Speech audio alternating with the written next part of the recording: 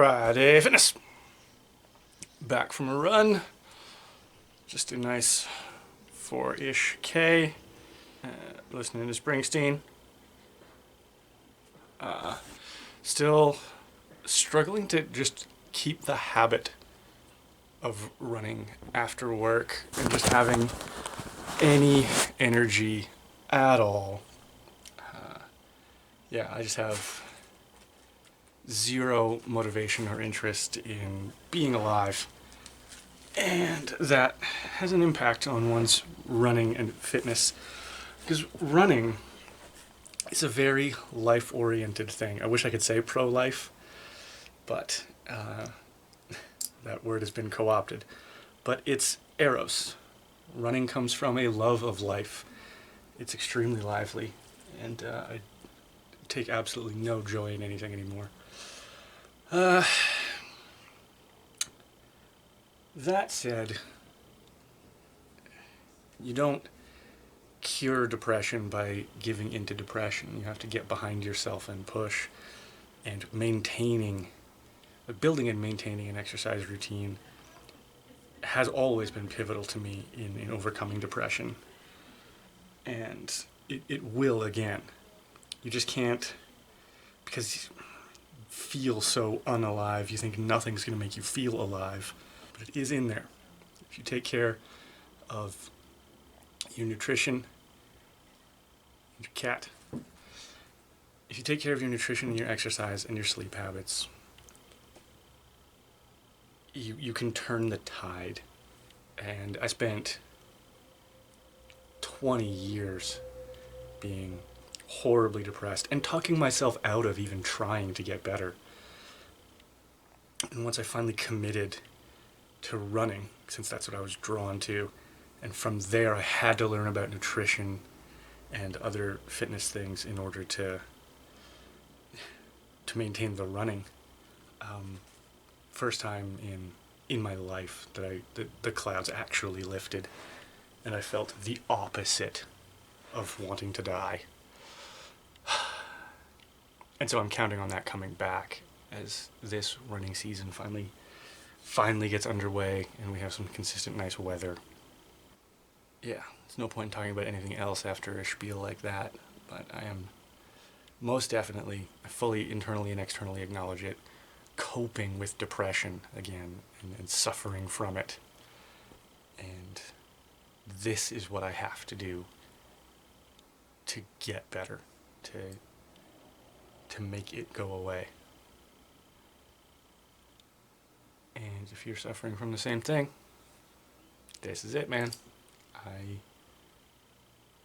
I am living proof that running can defeat depression for years at a time. Nothing makes it go away forever, unfortunately. Another of my friends who's very depressed, goes through phases a lot, just uses the metaphor of the moon. We are people of the moon. Some people are just sunshine and they just radiate, and others are not. And